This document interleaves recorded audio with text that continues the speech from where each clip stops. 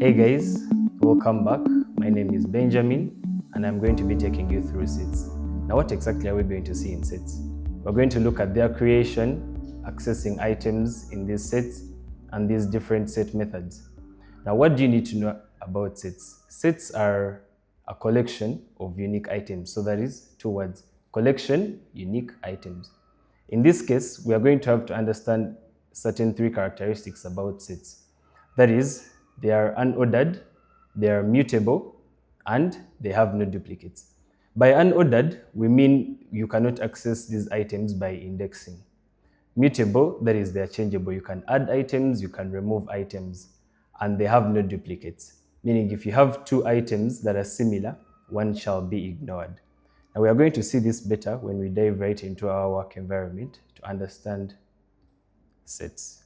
We're going to start by looking at the creation of sets. We have two methods of creating sets. There is using the set operand, and then there is using the curly brackets. We're going to start by use of the curly brackets. So for example, we have a set called fruits, and we assign curly brackets. And inside these fruits, we have oranges, we have maybe bananas, mangoes,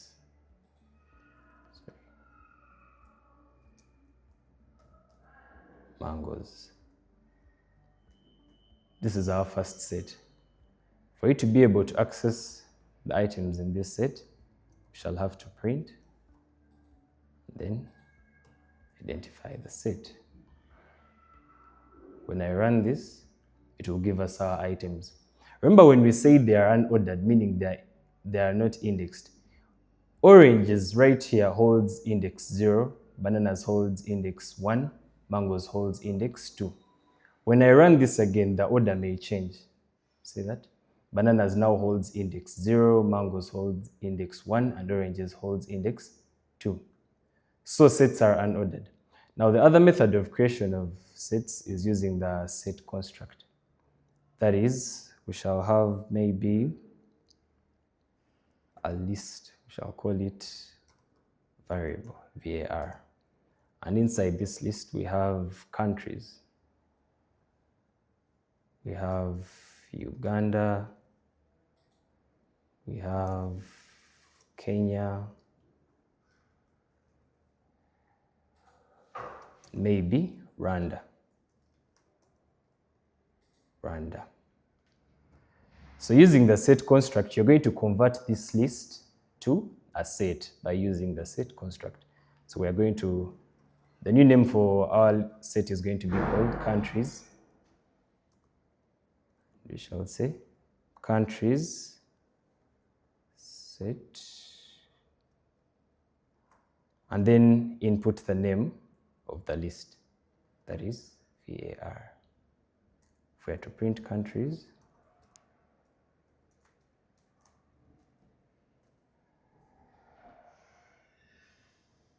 it will give us our countries. So the list, this list here, var, which contained Uganda, Kenya, and Rwanda, was converted to a set by using the set operand. Let us dive right into addition of items in a set. When we are adding items to a set, there are still two methods. We have the add construct and the update construct. They are different.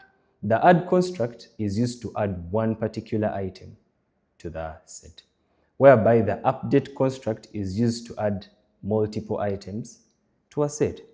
For example, in this case, we have two sets. We have fruits and countries. And we want to add, which fruit don't we have? We want to add maybe guavas to our set called fruits. So in this case, we shall say fruits dot add. Are we together? Fruits dot add, then the item that we want to add. So maybe we want to add guavas. If we are to print fruits,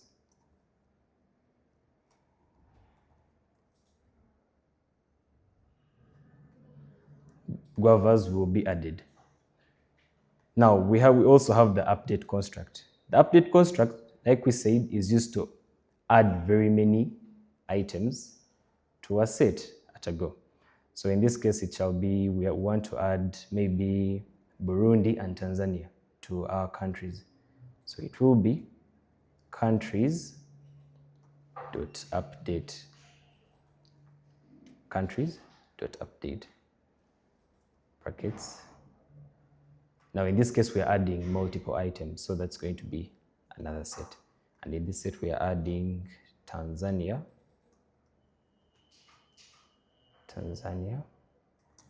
and Burundi.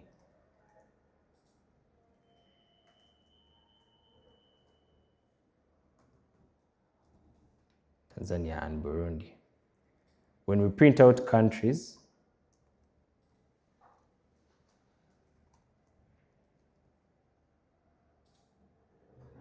Tanzania and Burundi have been added to our set. Now you can also, the same way we use update to add very many items to this set, you can add another list or maybe another set to this first set that we had. That's by still using the update construct. Now we are going to look at the remove construct. There is the remove and the discard. Where we use remove and discard, that is if you want to remove particular items from a set. These two are still different. There is something called a key value error.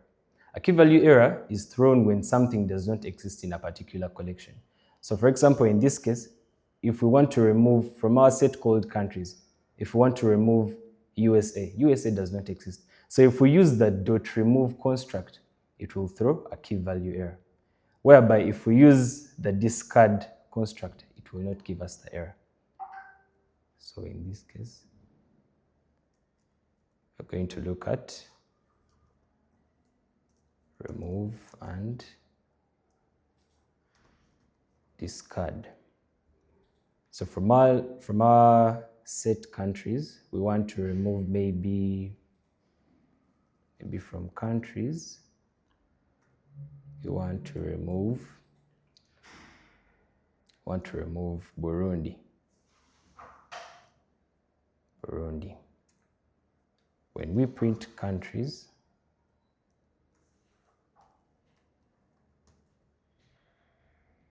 run this, Burundi has been removed. If instead of Burundi, if you try to maybe remove USA,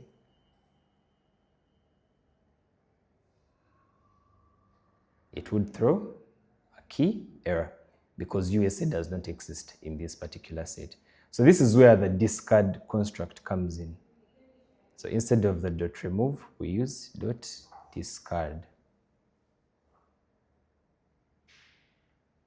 See, it threw nothing because USA doesn't really exist. So we also have the clear construct. This is where you're removing every single thing from a particular list. So in this case, it will be looking at clear. It will be, we are going to use our list of countries, .clear. If we try printing the contents in countries,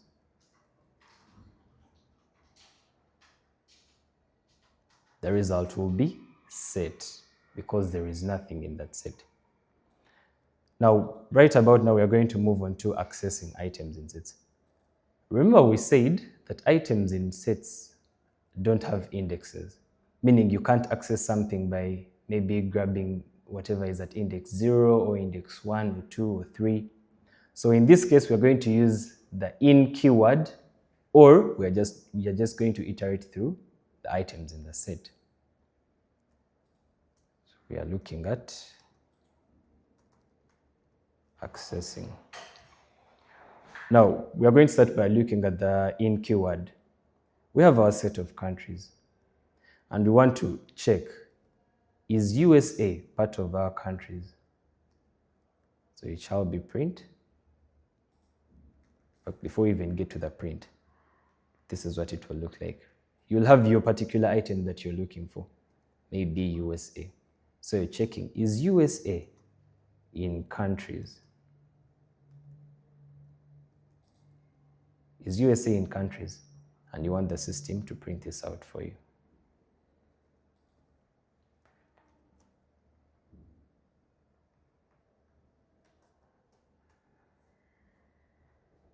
When we run this, the value will be false. But if you try to check, maybe is Uganda in the set called countries? Is Uganda part of those countries in that set? In this case, the output will be false still, because the list was cleared. Let's comment this out. Okay, try this again. Is Uganda part of the countries? Yes, true. Is USA or maybe is Canada part of the countries? False. Then the other method is iterating through the collection, that is iterating through the list. So in this case, we're going to use a for loop, the same syntax we've been using for loops. So it will be for dummy variable, maybe x, for x in countries, semicolons, print the dummy variable, that is x. And that is how you're able to access the items in sets. Now we are going to go on to the different set methods, that is the union, the intersection, and the difference. What is union? Union basically joins the sets. So if you have a set, let's look at this practically. We comment all this out.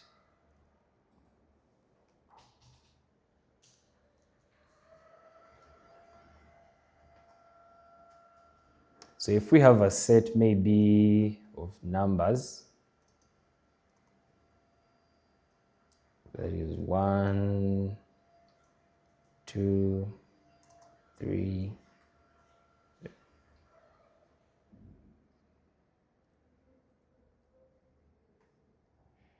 3,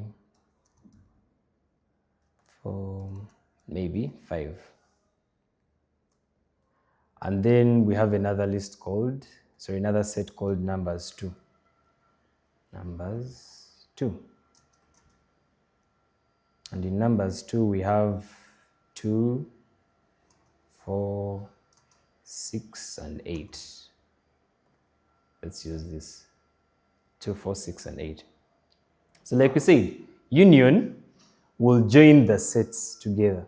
But in this case, it will only get the unique items. If something exists in the first set and is also in the second set, it will only use one of them. Let's look at this practically. So we are going to have our variable, we're going to call it new set. And in our new set, we want, now there are two methods of unifying a set. You can either use the pipe sign, it's the, I don't want to call it a forward slash. This right here, let's call it a standing stick.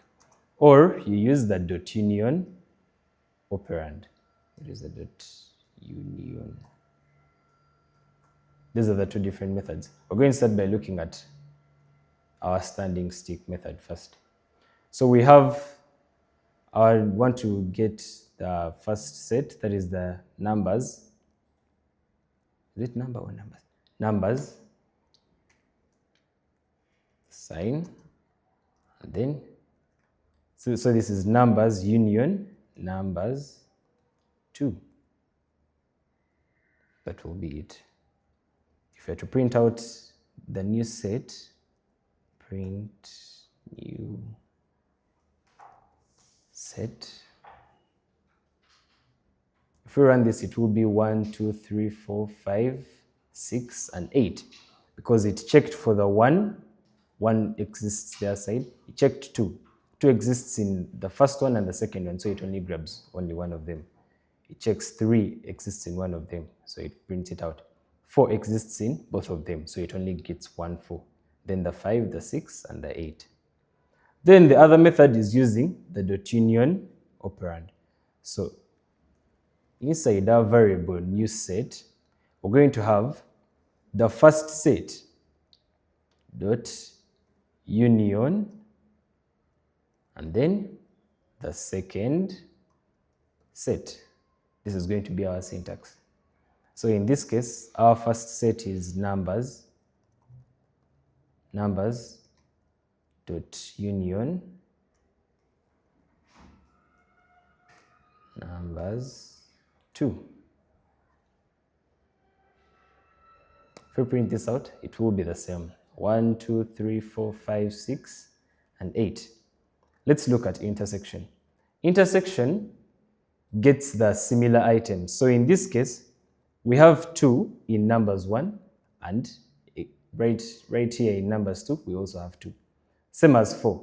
4 exists in both of the sets. So this is what intersection we will be looking for in this case. Let's comment this one out.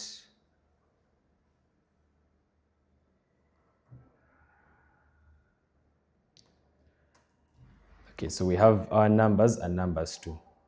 Now for intersection, just like we have the standing stick or the dot union construct, even during intersection, we have the $sign and then the dot intersection construct. So we are going to first use the sign. That is, we want the new set, and we are assigning a value to this new set. That is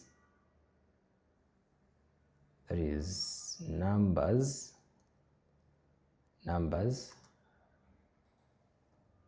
sign, and then numbers 2.